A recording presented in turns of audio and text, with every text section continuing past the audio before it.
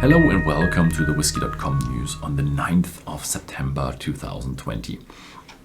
And we have a bunch of interesting news, most of them about bottlings.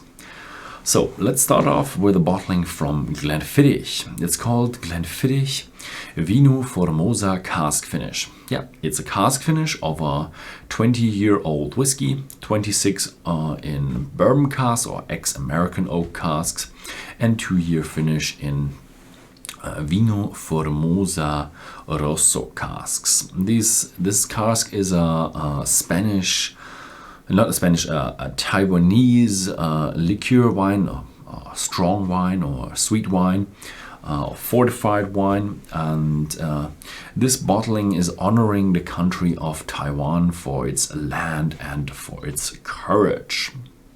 It's pretty limited to 286 bottles, and it will cost around $1,500, but it will only be available in Taiwan. Then we have news from the Isle of Raasay. Their single malt is already sold out.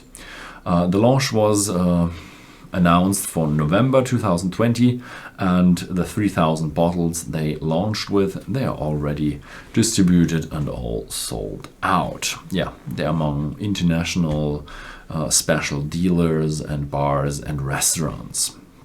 It's 52% alcohol by volume, not colored, not chill filtered. It's a lightly peated malt between 15 and 20 ppm, and the Isle of Raasay is the first legal distillery from the Isle of Raasay. So there has never been any distillation except for a small illegal still on the island. Then we have news from the Lakes Distillery.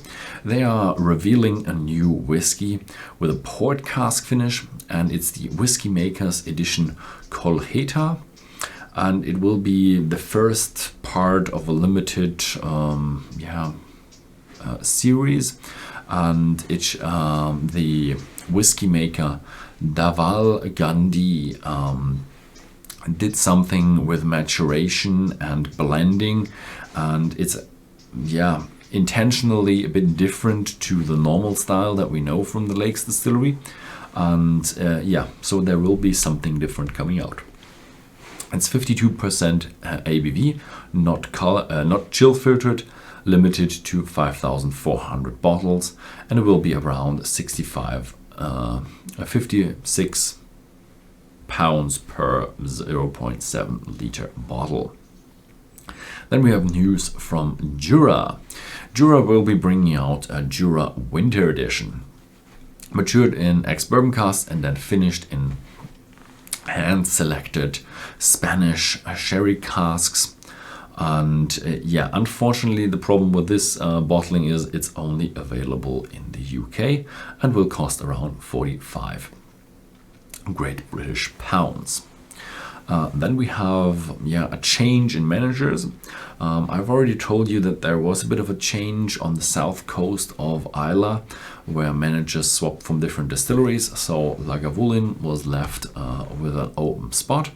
So Pierrick Gullimard is now the distillery manager for Lagavulin, but I don't think he has to move because he was distillery manager at Caol, so he's staying true to the island.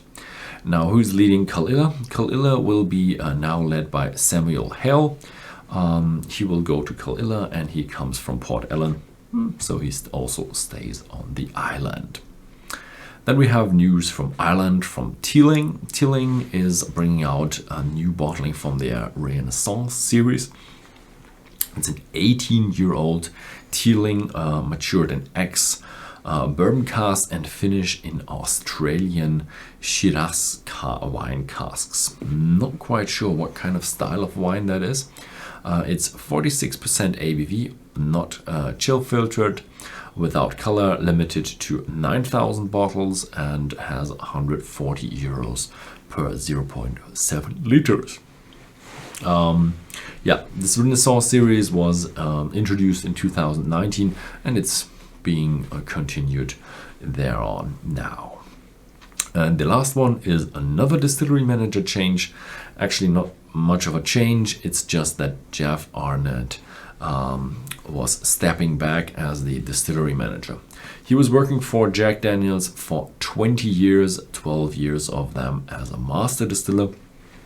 And he is the 7th master distiller after the founding in 1866. So how it's gonna continue is not yet announced, but I highly suspect that they will fill the distillery manager within their ranks of the Jack Daniel's distillery, as it's kind of tradition, and I know that they have very keen personnel there that they can use as distillery manager.